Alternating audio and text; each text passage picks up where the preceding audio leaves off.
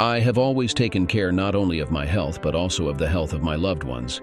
I spared no money for medicines and even paid for the services of a consultant doctor who came to our house. But I could not imagine that this could lead to the most tragic consequences in my life. My wife slept with him on our couch.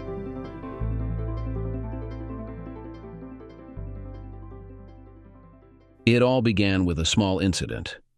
On a Friday afternoon, my 6-year-old daughter Eevee, who was in first grade, was dropped off after school by a friend's mother. Since they were passing by anyway, she had phoned me to confirm if it was all right to bring Eevee home as they lived nearby.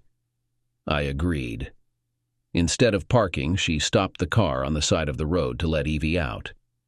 Excited to see me, Eevee darted across the street towards our driveway.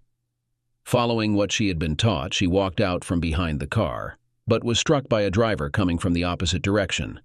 Overwhelmed with excitement, she had forgotten to check both ways. I immediately dialed 911. Within moments, both an ambulance and the police arrived on the scene. My wife, who I've been married to for 7 years, was working her regular shift at the nursing home. The facility required all staff to lock their cell phones in assigned lockers during work hours. On my way to the hospital, I called them to inform my wife about what was happening. That's when I found out that due to an unexpected slowdown at the nursing home, all full-time staff had been asked to use some of their accrued paid time off to prevent layoffs. My wife had decided to take advantage of this today. The only hitch was that she had left for work in her nurse's uniform this morning, not indicating she was off. I had no idea she had the day off. Normally, she would discuss using her accumulated time off with me beforehand. I wondered if she had taken on some private work elsewhere to help someone in need. One thing was clear. The receptionist had knowingly misled me. It was a small detail, but it lingered in my mind. I dialed her cell phone, but it went to her voicemail, which was unusual because she usually answered when she wasn't working. Something felt off, but I couldn't pinpoint what. It bothered me, though it was a minor detail. I left a detailed message explaining what had happened. I had completed my daughter's paperwork but hadn't heard back from Emma. The emergency doctor had sent her for x-rays and an MRI, as she still hadn't regained consciousness. There was concern she might have slipped into a coma due to something unknown, and my worry was escalating. Then, about an hour past her usual time to finish work, my wife arrived. As I hugged her, I noticed the fresh scent of soap, which I typically associated with her morning showers. Instantly, I sensed something was amiss, though I couldn't pinpoint it. Yet it seemed like a small detail amidst many others. I now knew something was wrong, but I couldn't figure out what. I asked Emma if the receptionist had passed on my message to her. She replied that she responded as soon as she had the chance. I had been occupied with a patient who needed to be transferred to St. Francis, while she was here in Southeast. I suspected she was lying, but I chose not to confront her. It wasn't the right time or place. 2 women had lied to me today, and I knew I needed to figure out why. What had begun as an ordinary day had now involved deception and inconsistencies between us. The only thing I was certain of was that my wife was not acting like herself. Just as we finished the tests, my beloved daughter began to regain consciousness. I was grateful to be there for her as a father. The doctors decided it was best for her to stay overnight for observation due to the length of time she'd been unconscious. Around 10 p.m., after she had fallen asleep, we went home, stopping at Taco Bell's drive-thru on the way.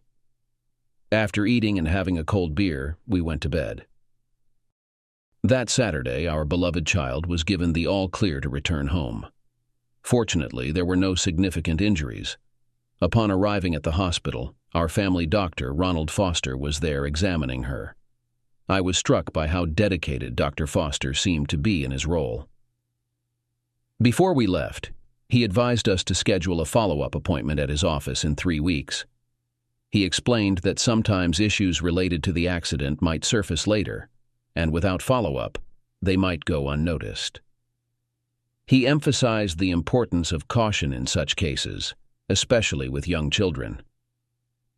Once we returned home and settled in, I inquired once more about Emma's Friday. The response I received was unsatisfactory. Normally, she would share if anything amusing had occurred or if there was news about a new transfer from the hospital. These usual snippets of conversation and information were noticeably absent. While seemingly trivial, these absences were beginning to form a pattern. It was becoming evident that whatever Emma had been doing on Fridays, she preferred to keep it hidden from me. I started to wonder why. My mind began to reflect on the past few weeks, searching for any possible reasons I might have inadvertently upset her. Emma had a tendency to hold on to grudges if she felt unfairly treated, sometimes for weeks. Emma and I had been high school sweethearts. Since our first meeting in junior high, she had been the only one for me. Despite breaking up 3 or 4 times, we always found our way back to each other. Emma had a habit of getting intrigued by something or someone and pursuing it, which often led to our breakups. I had always chalked it up to a phase she would outgrow. Each breakup stemmed from her developing an interest in someone or something new. I was a member of the Jackson High School football team while she served as a cheerleader. Both of us were popular students, and many believed we were meant to be together. However, we ended our relationship during senior year because I felt it was leading nowhere. After graduation, I joined the fire department and worked my way up. Meanwhile, she pursued her LPN certification with the goal of becoming a registered nurse. The turning point that brought us back together was when I sustained an injury while fighting a fire. 6 months later, we got married. Our daughter was 2 years old when Emma achieved her goal of becoming a registered nurse. Emma had dark, shoulder-length black hair, blue eyes, and an attractive figure. Her caring personality endeared her to everyone who knew her. What puzzled me was that throughout our marriage, we never encountered any serious conflicts or problems. A few months ago, we had been discussing expanding our family. On Sunday, we were invited to an afternoon barbecue with our daughter at a colleague's outdoor pool party. To prepare, we dressed in our regular clothes with bathing suits underneath. Each of us was tasked with bringing something. On our way, I stopped at the grocery store to pick up our contributions, enough premium franks and buns for about 16 people. These franks, which I always boiled before grilling, had a natural casing that lent them a rich, hearty quality, enhancing their moisture and capturing the smoked flavor in every bite. I stumbled upon them by chance, but they became my favorite. I called them Smokies for their distinctive flavor. It turned out my preparation method was a hit, often resulting in more meat than bread. That Sunday, I went unnoticed in the kitchen, boiling the franks in salted water on the stove. I carefully watched as they quickly plumped up. After draining and drying them off, they were ready for the grill. My wife Emma was chatting with our host Oliva by the patio doors. Oliva, who headed the Human Resources Department where they both worked, was watching our daughter and her son playing by the pool with a few others. I wasn't really listening to their conversation until the very end. What I heard then deeply hurt me and shook me to my core. It was during their conversation that I finally understood what was going on. Dr. Ronald Foster, the incredibly popular single doctor, used to visit every Friday afternoon to check on his patients and residents, Oliva remarked. Now he only shows up on Fridays when you're here. It's got some of us wondering if there's something between the two of you.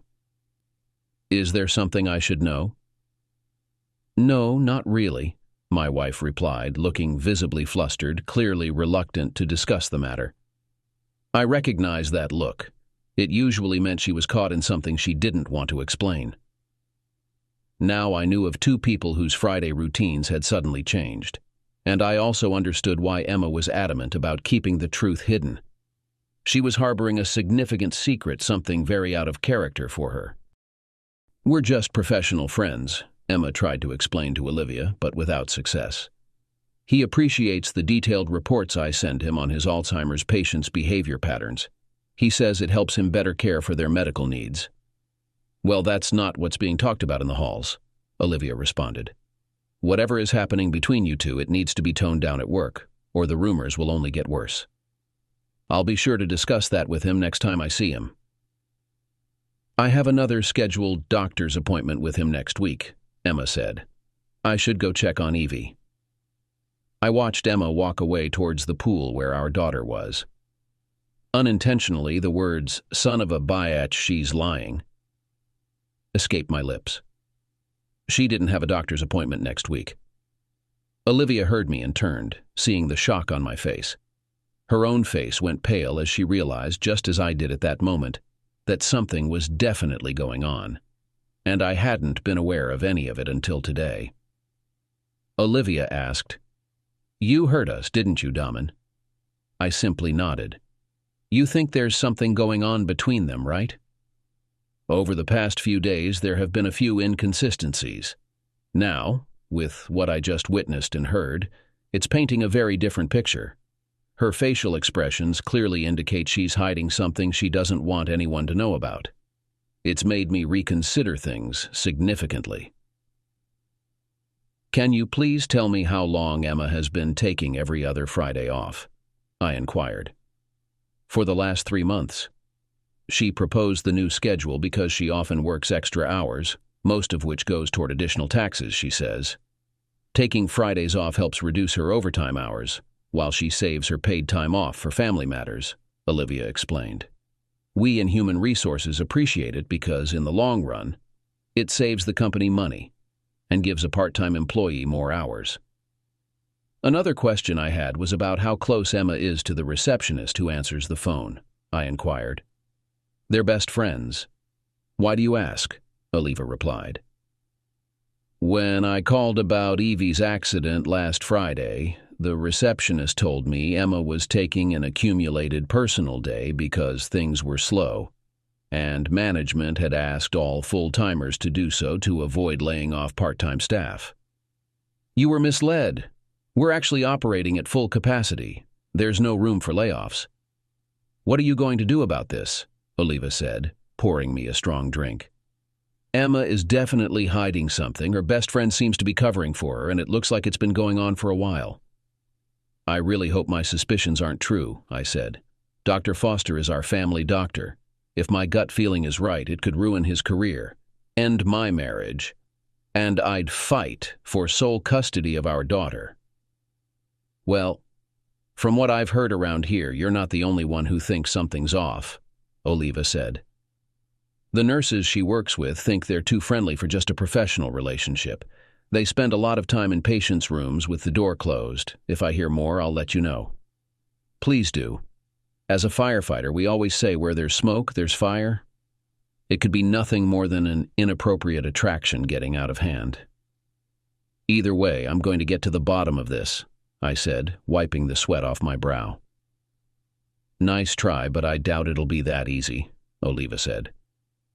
"I've been there, and usually our gut instincts are right."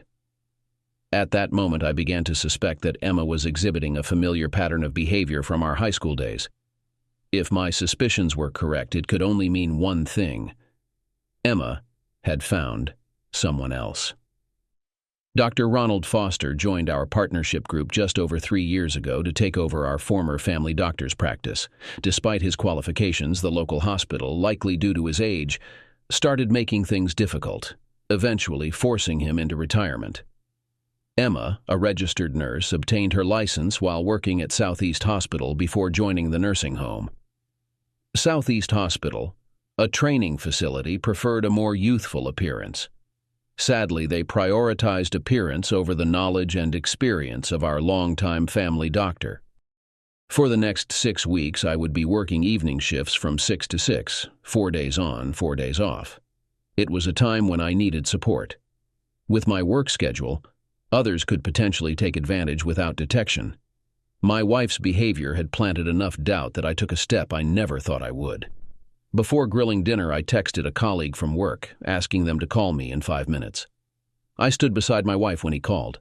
Before answering, I quietly informed her that since it was work-related, I needed some privacy and stepped outside.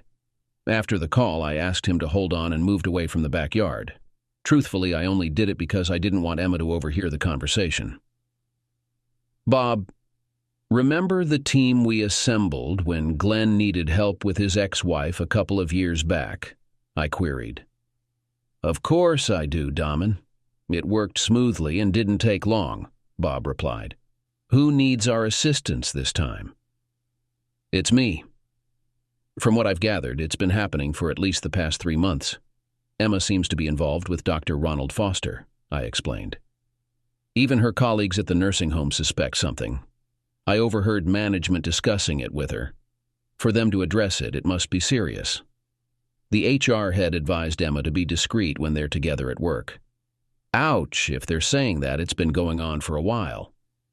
I'll start making calls to arrange a meeting at the fire hall tomorrow when we're all available, Bob said. Our friends in the sheriff's department will appreciate having something different to handle. Remember, Daman, we'll have to set the same ground rules as we did for Glenn. We devised a plan to assist Glenn after uncovering his knowledge. One crucial rule we established was for him to remain uninvolved until our team completed its task. We believed any alteration in his behavior might prompt his spouse to change her actions. In less than a month, we achieved our objective. Upon completion, Glenn was presented with a detailed daily account of his former wife and her lover's activities. The package was so thorough his lawyer likened it to being impenetrable even to a worm. Glenn easily won custody of their 3 children in the divorce settlement. We convened on a Monday evening in the meeting room at the fire hall just after supper. Present were 6 sheriff's department members, 5 firefighters, and 2 police officers. I briefed them on Friday's developments and subsequent findings. All agreed something suspicious was indeed occurring. I provided details such as my wife's car description, license plate number, and her usual work hours, from 7 in the morning until 3:30 in the afternoon. They requested copies of our medical records from the past 2 years, kept in our home files.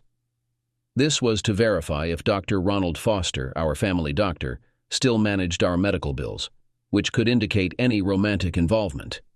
If such a relationship existed, he would have reassigned us to another doctor within their shared practice. Following this, I excused myself so they could strategize assignments and timelines. After seeing my daughter off to school on Tuesday morning, I noticed my retired neighbor retrieving his morning newspaper. I walked over to greet him, and we ended up chatting. He mentioned seeing a doctor visit the previous night and wondered why. I asked if he was certain it was a doctor. He described the visitor wearing a white coat when arriving, but later removing it and leaving it in the car before entering our house through the open door where my wife awaited. He mentioned the doctor was still there when he retired around 10. Concerned, I decided to inquire with my wife upon her return. Later, upon realizing my suspicions were valid, I showed my neighbor a photo of Dr. Ronald Foster from the medical group's Facebook page, confirming he was indeed the doctor he had seen. Emma called to say she would be late, so I took Eevee to my mother's to ensure I made it to work on time. I informed Bob about our neighbor's observation and provided copies of our medical records and insurance reports showing Dr. Ronald Foster remains our family doctor, with my wife's last appointment being 2 weeks prior. The next Tuesday, a few boys came by while my wife was at work and did some things around the house. I wasn't allowed inside until they finished, so I sat and chatted with my neighbor. He remarked that last week's visit to the doctors wasn't just medical, was it? I acknowledged his insight, saying he was sharp. He mentioned that my friends were wiring the house.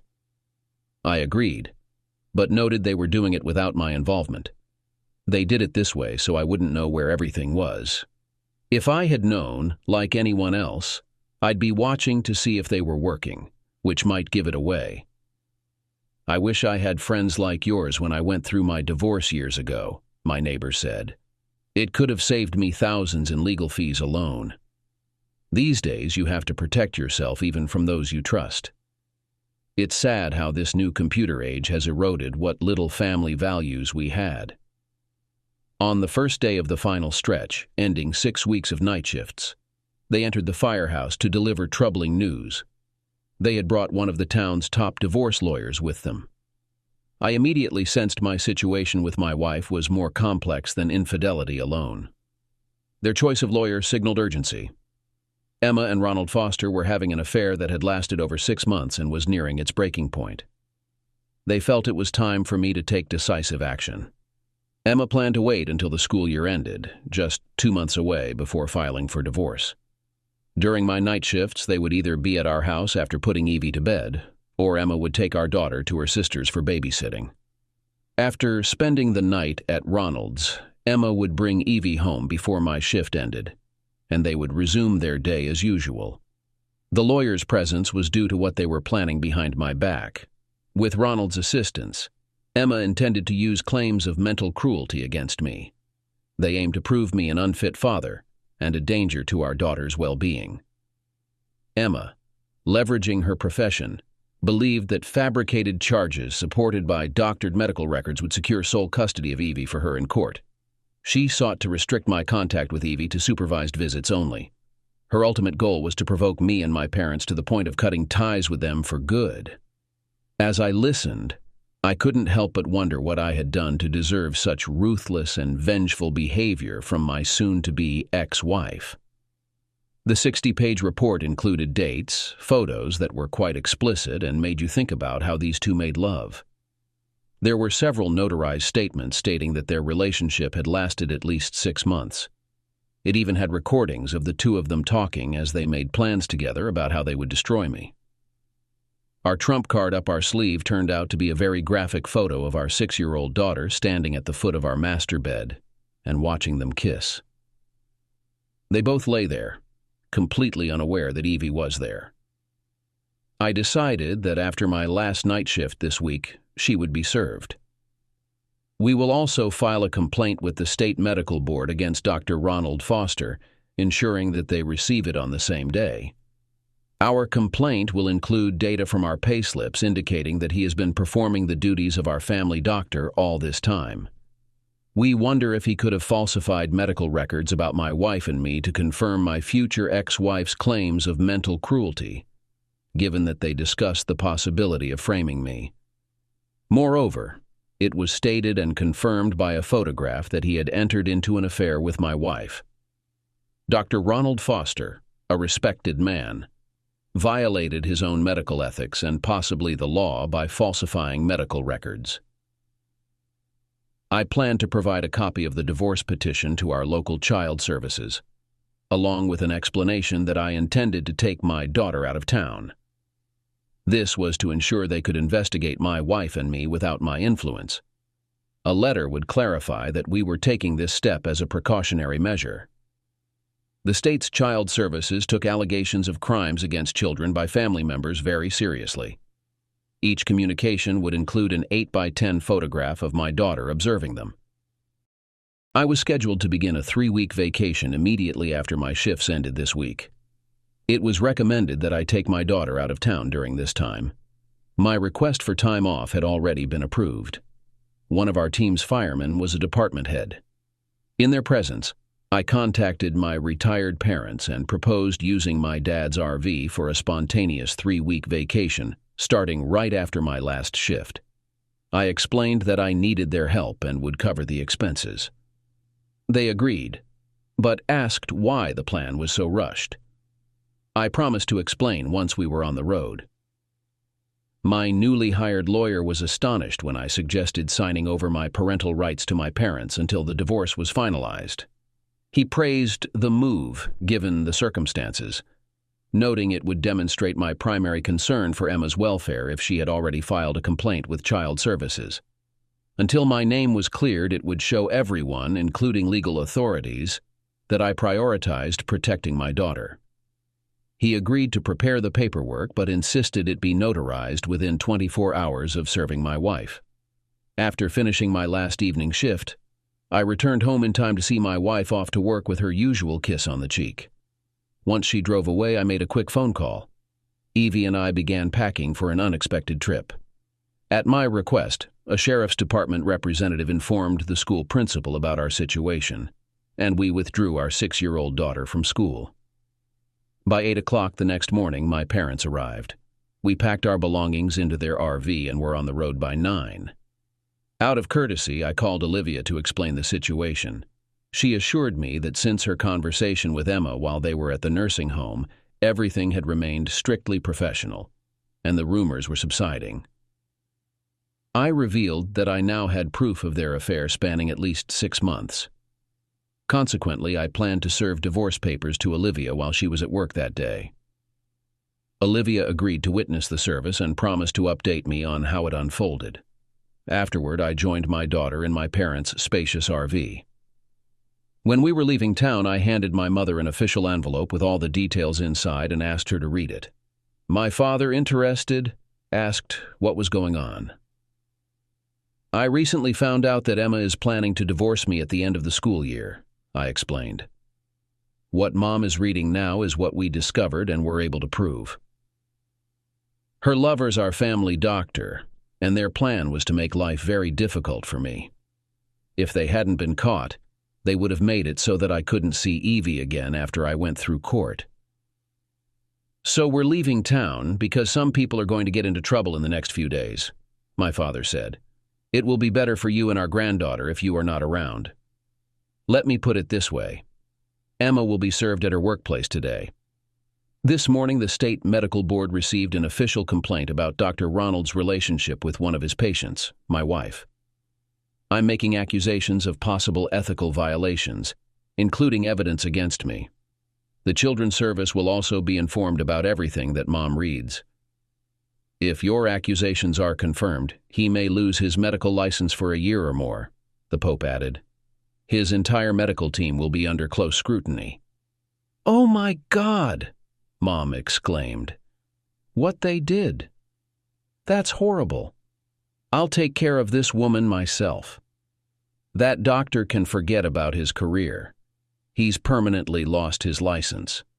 The partnership he's involved in will be thoroughly investigated by every government agency, my dad remarked. They're a pair of fools who've ruined themselves. Emma might only get supervised visits. Hey, Dom and Lee, you and Eevee will be staying with us when we get back, Mom announced. If Emma shows up at my door when your father and you aren't home, I'll greet her with a loaded double-barrel shotgun. Eevee won't take the school bus anymore. I'll drop her off and pick her up every day. I adored my mom. She cherished her only granddaughter above all else and fiercely protected her family. Throughout her life, she had taken down many she perceived as threats to her loved ones. Dad drove until we needed gas, which was when the tank was half empty. I used my credit card to refuel and took over driving. This gave Dad a chance to read through everything himself. He couldn't believe the level of detail. I had to explain about the group we had formed within the city services.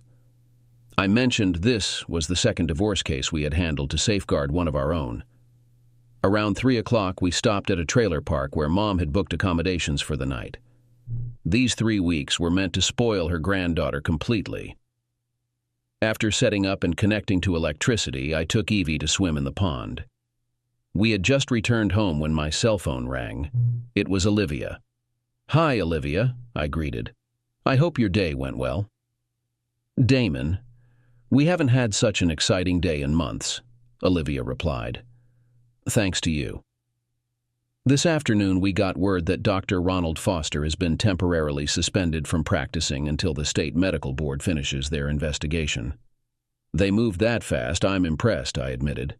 I thought they would at least interview him first. They only suspend like that if there's a major complaint with some evidence already, Olivia explained. It also means they see it as very serious. We won't hear the outcome for about 3 months. Well, I did send them all the information from my divorce petition, I explained. At 3 o'clock, your soon-to-be ex got served, right at shift change. I told security to expect him and to call me before letting him in. When he arrived, I took him down to Emma's section. He asked her, "Are you Emma Lee?" When she said yes, he said, "Congrats, you've been served," Olivia recounted. When she opened the envelope, the first thing we all saw was the picture of Ronald and her together, with Eevee watching. "Oh no," she screamed before fainting. "Damn, my lawyer let her see that first thing," I chuckled. She had it coming. Oliva asked if the state had received a copy of the picture. "I think so. especially if my lawyer's involved, I replied honestly. In that case, the state had no choice. Dr. Ronald Foster was having an affair with a patient and allowed the patient's minor child to witness it, Oliva said. I never thought he'd do that. We're now betting on how long he'll lose his license for. My dad thinks he's lost it for good in our state, I said. We found out that Emma and Ronald were fabricating a false medical history, claiming I was mentally abusive to her and our daughter, all to gain sole custody. If we can prove it, criminal charges might be brought. It's a mess, and her problems are mounting since everyone knows she let her daughter see what was going on with Ronald, Oliva said. The rumor mill is in overdrive. Some of the staff are refusing to work with her. I'm revising the schedule now. They say they can't trust her anymore. When she left at 3:30, she was not happy. Wait till she finds out Eevee and I are out of town, I said. We left with my parents this morning on advice from my lawyer. With accusations flying from both Ronald and Emma, my lawyer thought it best if I'm not alone with my daughter right now. Smart move. Given her profession, she has friends everywhere. She may already be planting stories to bolster her claims, Oliva said. In the end, it's the thoroughness of our reports that has legally saved our organization more than once. We promised to stay in contact and then bid farewell. My parents looked at me with utter astonishment. It seemed as though they were grasping for the first time the true intentions of Emma and Dr. Foster. Mom, could you please find the address of the nearest notary in your notebook for us tomorrow morning? I asked. Why? She inquired. The lawyer has prepared legal documents granting both of you temporary parental rights until the divorce is finalized or my name is cleared. We need to get them signed and notarized before 3 p.m. tomorrow, I explained firmly. I won't let them take my daughter away from us no matter what. Tears welled up in my mother's eyes as she responded. Are you absolutely sure about this? It seems quite extreme. Yes, Mom, I am. Even the lawyer believes it's the right course of action. What we're uncertain about is the content of those false medical reports. Therefore, until it's proven that I pose no danger to my own child, we have to do this for Eevee's safety, I clarified. My mother began to weep. Emma Lee returned home to find her husband's car parked in the driveway. Turning off her own car, she mentally prepared herself for the anticipated confrontation. Walking up to the door, she rang the bell, expecting him to answer. When there was no response, she rang it again. Eventually, she used her house key to unlock the door herself.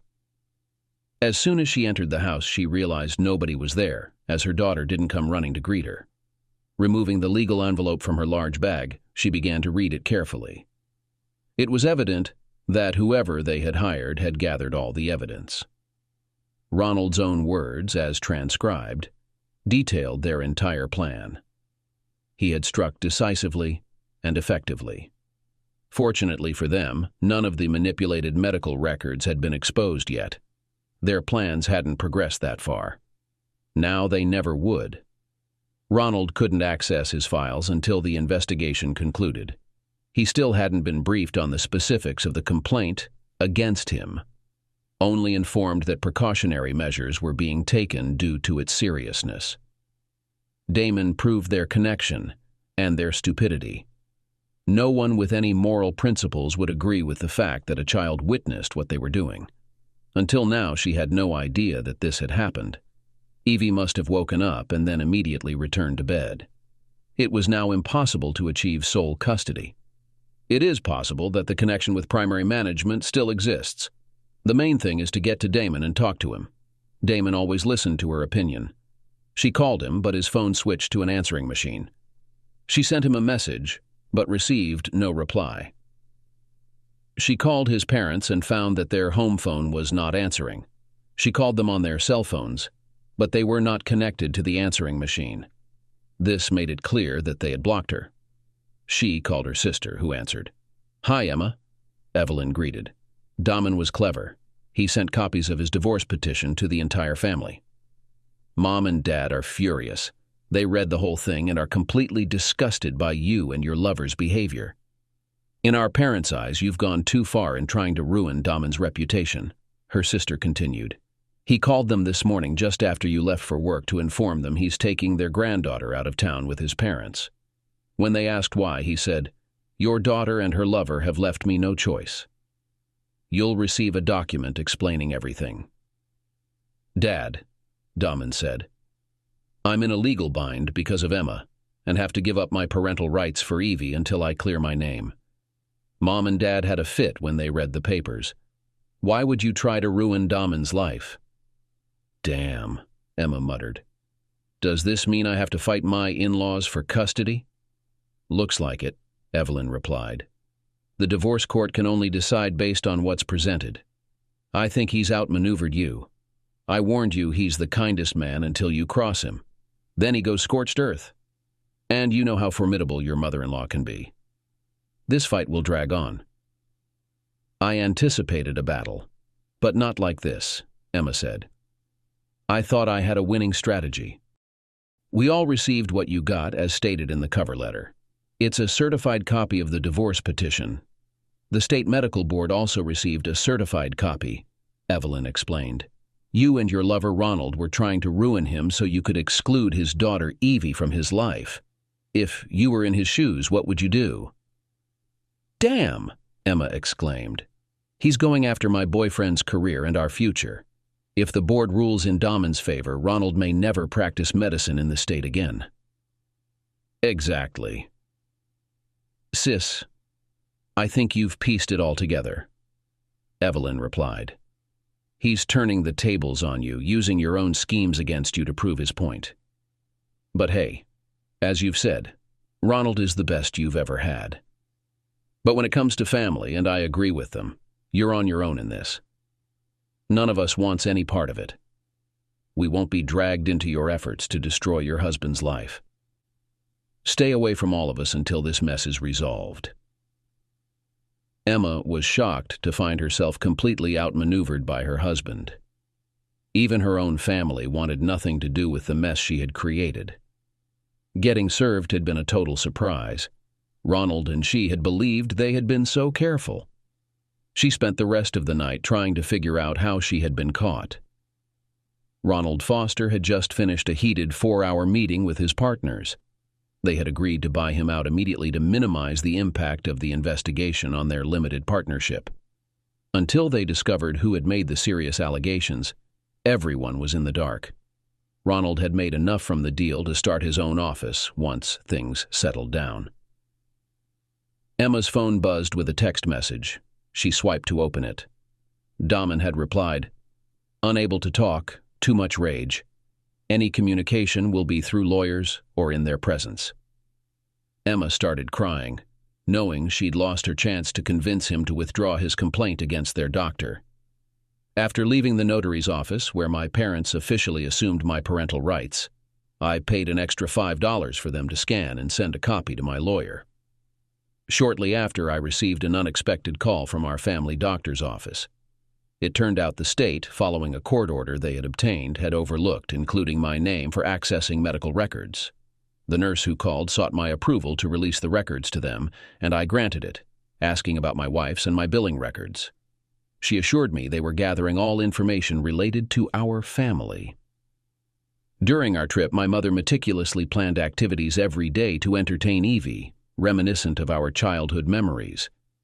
We arrived early again that day, enjoying the mild humidity while Dad cooked supper on the outdoor grill. Mom interrupted to tell me I had a call from Olivia on my cell. I took the phone from her, surprised to hear from Olivia so soon. "Hi, Olivia," I greeted her. "It's unexpected to hear from you already." "Well, thanks to you, it's been another eventful day here," Olivia chuckled. "Emma had her interview with state officials this afternoon, which was recorded and verified by our on-staff notary." "I found that fascinating," I remarked. "Is there anything else I should be aware of?" After the meeting ended, she informed me that she was facing a comprehensive review by the nursing board due to her conduct, Oliva said. "They're likely going to put her on 6 months probation." "How will that affect her job here?" I inquired. "Since the issues didn't occur at this facility, it won't affect her much," Oliva replied. "I'll just need to keep a close watch on her and report anything suspicious." For the next 6 months, Emma will probably produce the best daily patient reports in the whole organization. But if she does end up on probation, we'll have to assign her to the graveyard shift for that period. I chuckled. Emma disliked working nights because it hindered her social life. I mentioned that my family and I were trying to make this time special for Eevee. We chatted for a bit, and I promised to treat Oliva to dinner once I returned. During supper, my mother asked me about Oliva. I don't know much about her, I replied. She's a single mother around my age with a son about a year older than Eevee. I'm not even sure if she's married or not. Oliva and I stayed in contact throughout our time away. The day before we returned, I phoned the lawyer to arrange access to my house for retrieving my belongings. That's when I discovered Emma had moved out, taking what she wanted, and was now living with Ronald full-time. We returned a few days early to handle some urgent matters. So, on Friday morning, we quietly slipped back into Cape. When I informed my parents, they found it amusing. Consequently, they dropped me off at the house early that morning, taking little Eevee with them to our new home. My first task was mowing the lawn. Before I finished, a neighbor appeared with a cold beer, commenting it was a strategic move. Our marital situation had made the local news. I called a locksmith to rekey all the locks. I spent the day cleaning up Emma's mess. I asked my mom if she needed anything from the house. She only requested mine and Eevee's clothes. The rest, I decided, would be sold with the house. I gathered any remaining canned goods and frozen food, donating them to the food bank. Afterward, I returned to clean out the fridge. I took the clothes home, but my mom insisted on washing everything before use, just in case. Around 4 p.m., I picked up my phone. Oliva answered on the first ring. "Hey, Daman, you're back," Oliva greeted. "When did you return?" "This morning. I spent the day cleaning up the house to get it ready to put on the market," I replied. "I was wondering if you and your son would like to join Emma and me for dinner. If he were home, we'd love to, but he's with my mother for the weekend." "I'm free, though," Oliva said. "Okay, then I'll leave Eevee with my mom and pick you up at 7. Would you prefer Outback or Red Lobster?" "Red Lobster sounds great," she replied. I dressed up a bit for our dinner in a nice dress shirt, dress pants, and slip-on leather shoes. Since I had made a reservation, we were escorted right in. We had a pleasant meal during which I learned a lot about her. She had never been married and was essentially raising her 7-year-old son alone. Her father used to work as a fireman in the past. My first day of work was scheduled for Sunday. No decision had yet been made by the state regarding Emma and Ronald. The prevailing sentiment was that the longer it took, the worse the outcome might be. I shared with her the activities our family had enjoyed with Eevee over the past 3 weeks. Later, we took a stroll through downtown Cape to experience the nightlife. Around 11, I arrived at my parents' place where my mom, being herself, was still awake. On Sunday afternoon at work, I was summoned to the office. I suspected who the visitor would be, and I was correct. It was my soon-to-be ex, Emma Lee. "Mrs. Foster, what can I do for you?" I asked upon entering the office and discreetly activating the voice recorder on my cell phone. "My name is still Lee, Daman," Emma replied. "Well, if that's the case, then I'm still nothing more than garbage to you," I retorted. "So, what do you want?" "Daman, that's not fair," Emma tried to calm the situation. "Sorry, but your actions speak otherwise," I replied. "The first thing you did was move in with someone else as soon as Eevee and I left for vacation. Witnesses saw you move in the very next day. So much for guilt or remorse." "I want to see Eevee," Emma insisted. "Consult your lawyer. Legally, I have no say in that anymore." "You're knocking on the wrong door," I replied, "especially after publicly accusing me of abusing our child." "I understand that, but you could help," Emma said. "Sorry, I don't think it's appropriate for Eevee to be around someone who behaves like that," I stated firmly. "You can contact my parents directly. Please leave, Mrs. Foster, and do not come back, or I will pursue a restraining order." After that, I turned away and left. I instructed the person assigned to handle that day to escort the woman out. I closed the app and saved the changes. Later, he told me her face turned pale and she broke down as he led her to her car. He relayed that I had informed her that given everything I had heard, Daman had no choice but to act that way.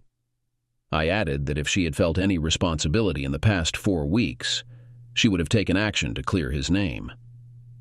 Many of us who supported him during the investigation find your behavior unforgivable. You are nothing but a deceitful, greedy person who planned to take everything meaningful from him. I was assisting first responders on a medical call late Monday afternoon when my mother called. I let the call go to voicemail. We were preparing to transport an elderly woman to the hospital. When I returned to the station, I returned my mother's call. "Sorry, Mom, I couldn't answer earlier because I was on a call," I explained. I figured. "I wanted to let you know that Child Protective Services visited right after I brought Eevee home. They spoke with her at school today, toured the house, inspected her room. I showed them the transfer of parental rights and we talked at length. I assured them I've never seen my son be abusive to anyone." "Thanks, Mom. That's good to know," I replied. "I hope you're not upset, but Emma's parents are here and staying for dinner," she said.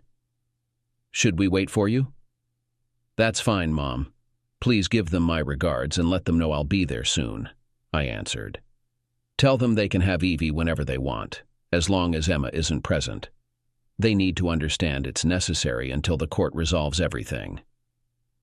I ended up staying late because one of the guys on the evening shift couldn't make it until 8, so I stayed to make sure we weren't short-staffed. I told him he could make up the hours later. I texted my mom not to wait and explained why. Just as I was leaving in my Ford Escape, I got a call from Emma's dad. "Hi, Dad. How was dinner?" I asked. "Great. Both my wife and I enjoyed it," Dad said. "Son, my wife and I want to thank you. Gracie told us what you said to her. We're deeply sorry for our daughter's actions. We promise to abide by your terms. Have you spoken to her at all?" "We haven't since we received the divorce papers. She came to the station on Sunday demanding to see Eevee. I told her that's not up to me. She'll have to talk to my mom about it. Hey, I just remembered I recorded our conversation. How about I text it to you?" I suggested. "Please do. I'd like to hear it," Dad replied. So I sent it over. He must have found it convincing because he forwarded it to my parents, all his kids including Emma, and texted back, "The truth was explained well. I'm glad I live in a rural area because I found out the next day that my wife and I were scheduled to see Judge Donald McDonald on Friday afternoon at 1 o'clock. He was known as the toughest and most principled judge around. In his courtroom, you could be as bigoted or rude as you liked, but you'd face the consequences. For men, it was rumored, though not proven, that some never recovered. He was a legend here. People often said he made Judge Roy Bean look soft. My lawyer warned me that once the judge finishes with our case, it'll make Friday the 13th seem like a comedy. We had to be on our best behavior and ready to answer his questions promptly or face the consequences. The judge has zero tolerance for slander or insinuations. He demands facts. Armed with this understanding, we prepared our defense. As we all gathered, the judge took his seat. Emma's lawyer aimed to secure visitation rights with Eevee, which hinged on overturning my parental rights surrender. My lawyer argued that I had willingly relinquished parental rights to my parents due to allegations from my wife and her partner. These accusations were under investigation by the State Medical Board and Child Services, raising doubts about whether my client had been abusive or mentally cruel to his daughter. Until these matters were resolved through proper legal channels, any time Daman Lee spent alone with Eevee could be seen as endangerment. In light of this, Daman Lee prioritized his daughter's welfare over his pride. Since becoming aware of the accusations against him, he hasn't been alone with Eevee. We have a recorded conversation attesting that Daman conveyed the necessity for Emma Lee to resolve matters with the rightful guardians of parental rights, his parents. The judge requested to listen to the conversation, so my lawyer took my phone and played it through the courtroom sound system for everyone to hear. Emma was unimpressed that she had to listen to it again. Then my lawyer presented a certified statement from a witness that filled in the details after I had departed. The judge asked for the document proving the transfer of parental rights, and my lawyer handed him a copy. A slight smile crossed his face as he read it. Turning to my wife's lawyer, he addressed her. "Is it true that due to allegations of mental cruelty and emotional abuse from his soon-to-be ex-wife, he acted as he deemed necessary?" "Yes, but she was under significant emotional stress at the time. Since leaving the relationship, she has recovered her equilibrium," my wife's lawyer replied. "Are these allegations being investigated as described to me?" the judge inquired. "Yes, they are, and there has been no decision or resolution yet," stated my wife's lawyer. "I'll read from the document regarding the surrender of parental rights," the judge announced. "I voluntarily relinquish my parental rights until government agencies investigating accusations regarding my parenting determine their findings, or until the court decides upon receiving proof that I am not guilty of any abuse. Currently, 3 agencies are involved, correct?" "Yes, the State Medical Board, Child Services, and the State Nursing Board," explained my lawyer. "Interesting. This seems quite complex. How long have these investigations been ongoing?" Judge McDonald asked. "About a month," replied my lawyer. "From the duration, it appears this is more than just a he said, she said situation." "Is that correct?" questioned the judge. "My lawyer can explain why the investigations are ongoing on page 32 of Dom and Lee's divorce petition," I interjected. We all observed as the judge extracted the document from the file and read it. His expression turned serious. Placing the paperwork down, he glanced at my wife's attorney. "Let me clarify that the divorce cannot be finalized until all 3 investigations are concluded. I will not intervene in any investigation that could result in criminal charges. Based on the information I've reviewed, it appears that one party is involved due to potential criminal actions by others. This must be taken into account. It's possible that the accusations against one party by the other are unfounded," Judge Donald McDonald stated. "The relinquishment of Mr. Damon Lee's parental rights remains in effect. I want to recognize the prudence he has shown the court through his actions. It takes a special kind of parent to prioritize the child's welfare. Mr. Lee's decision was made for both the child's protection and his own. Due to the conduct of one of the biological parents, their treatment of the child is under scrutiny. Mr. Lee believed it was best to remove himself from the situation. Therefore, I agree that final decisions cannot be made until we receive the state reports.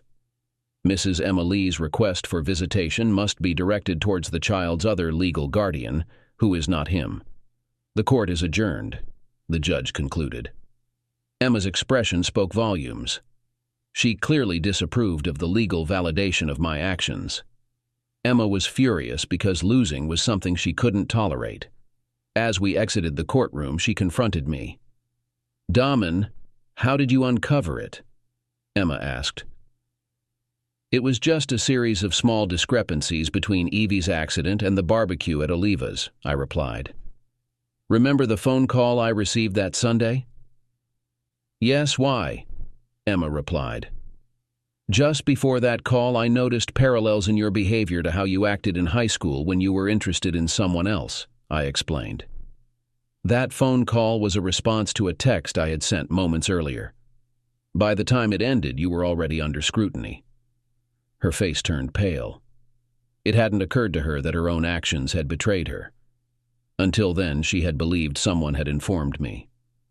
"When you pay attention to the details, they reveal the whole story." "Eventually," I said, with a smirk. "Considering your meticulousness in patient reports, you should have known that." I didn't need to rub it in, but I couldn't resist enjoying the moment. It only fueled her anger further, especially with my wide grin. After leaving the courtroom, I entered the men's restroom and encountered the judge. I expressed gratitude to him for his decision. "It was my pleasure," Judge McDonald replied. "Once I reviewed the facts, it became clear-cut." "Was it your attorney who advised that course of action?" No, it was my decision, I responded. Knowing my wife as well as I do, I realized she would stop at nothing to worsen my situation. I felt she was trying to corner me, using her connections to manipulate the outcome. I acted to remove myself from her influence the only way I could. Without your action, she could have gained not just visitation but custody due to the severity of her allegations against you, the judge remarked frankly. Your preemptive move put an end to that. I hope your name is cleared soon. And it has been, I confirmed. On Saturday night at the fairgrounds, there was a Back to the 60s dance happening in one of the exhibition buildings. I had gotten a couple of tickets. I called Olivia and invited her to join me. She was enthusiastic but mentioned she was having dinner with her parents first. Would you and Eevee like to come? She asked. I agreed. It was quite an experience. It had been a while since I had been scrutinized by an overprotective father. Eevee and Olivia's son Terry were getting along well. Olivia's father came off a bit harsh. I think Olivia noticed because I overheard her telling her father to ease up. I know Daman is a good, honest man, she insisted. How do you know what kind of man he is? He retorted sharply. His ex-wife has accused him of all sorts of things. Everyone's gossiping behind his back. Dad, Olivia replied firmly. He works out of station number 3. He paused, then smiled ruefully. Well, why didn't you say so? It takes a special kind of man to be a firefighter.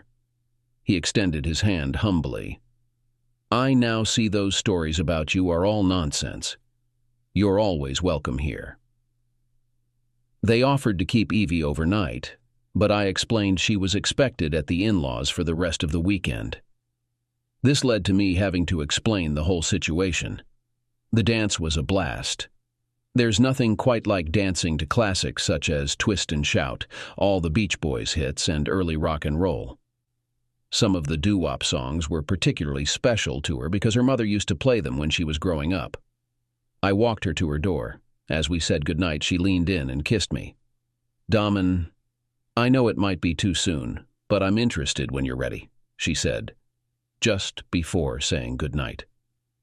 It was after 2 a.m. when I arrived back at my parents' house. Once again, my mother was waiting. We discussed the evening and how much I had enjoyed it before I headed off to bed. The lawyers finalized the asset division settlement and we listed the house for sale. Things were progressing slowly. It had been 3 months since the separation began to unravel. The state medical board had found Dr. Ronald Foster guilty of multiple violations of their ethics code. The primary offense was tampering with medical records for personal gain. His attempt to ruin a man's life to pursue that man's wife was taken very seriously. Consequently, his medical license in the state was permanently revoked. Oliva called me when she heard the news, waking me from sleep. I had just gotten 2 hours of rest after returning to night shifts. I was wide awake and too excited to go back to sleep. When I shared the news with my parents, my mother was overjoyed. As I got ready to leave, dressed up, my mother asked what was going on. I replied that I was going to invite the lady who had been by my side for the past few months out to lunch. My mom smiled and suggested that it was time we met Oliva. It was nearly 12 o'clock when I arrived at Chateau Nursing Home in Cape, dressed semi-formally. The first person I encountered was the receptionist who had misled me months earlier. Her face turned pale as I approached her counter just inside the main entrance. Could you please contact Oliva Jones and let her know there's a gentleman here who would like to invite her to lunch? I asked. I watched as she dialed Oliva's extension. A few minutes later, Oliva appeared with a big smile. After exchanging greetings, I pulled her into my arms and planted a kiss on her. Hand in hand, we left and headed to Logan's Roadhouse for lunch. You know we're probably the talk of the town now, Oliva remarked. Emma has already heard from the receptionist, who seems to be the local gossip queen. That's her issue. Now that everything's clear, I'm moving forward without looking back, I replied. Besides, my new girlfriend might be getting tired of waiting for me to get off my butt. I must have said something right because Oliva's eyes welled up with tears, and her 1-hour lunch extended to 2.5. Later on, I discovered that when I brought Oliva back, the receptionist told Emma how happy and in love we appeared. Emma was soon to realize that trouble was brewing in her own life. The local CBS station broke the news during the early broadcast. At 4 o'clock, Dr. Ronald Foster and Emma Lee had conspired against me by falsifying medical records. The nursing board placed Emma on probation for a year that same week. According to policy, Oliva transferred Emma to night shifts. Emma and Ronald's relationship hit rough waters, exacerbated by her discovery of pregnancy. Ronald started exploring other options and ended up working nights as an orderly at the Lutheran Home for Veterans. On the final night shift of a 4-day stretch, I arrived at the station to find a congratulatory banner hung up. They had called in someone else to cover my shift. Oliva, her son, her parents, and our captain were there, along with my parents and my daughter. I had just been promoted, a position that had been delayed due to everything I was going through. It meant no more swing shifts. Now, I had a junior management role, 5 days a week, 8 hours a day, with weekends off. At the party, I overheard Bill Jones telling the captain that if luck was on his side, he would soon be my father-in-law. It took about another 2 weeks before Oliva and I were back in Judge McDonald's courtroom. The terms of the settlement were approved, and my divorce was granted on grounds of adultery. One night, Ronald Foster disappeared, leaving Emma stranded and pregnant. On Labor Day weekend, just before dusk, I took Oliva for a walk through a local state park. I had a small thing to do, which involved getting down on one knee. Of course, she said yes. Our families had planned a Monday afternoon barbecue at Oliva's house. I had just finished grilling those hot dogs I enjoy when Oliva's mother, Odessa, noticed the engagement ring and hugged her daughter excitedly. I was busy serving them. "When were you planning to tell me?" Odessa asked. "After we finished eating," Oliva replied, beaming. Bill noticed his wife's expression and loudly asked her, "What's wrong?" Everyone stopped to listen as he caught our attention. "Nothing, Oliva and Daman are engaged. They're getting married," Odessa announced. "We married a week before Halloween. Emma can now visit Eevee when she's with her parents. It's a secret that my parents and I have legally regained my parental rights. Emma has to accept that one of her bosses is now her ex-husband's wife. She's not happy about it."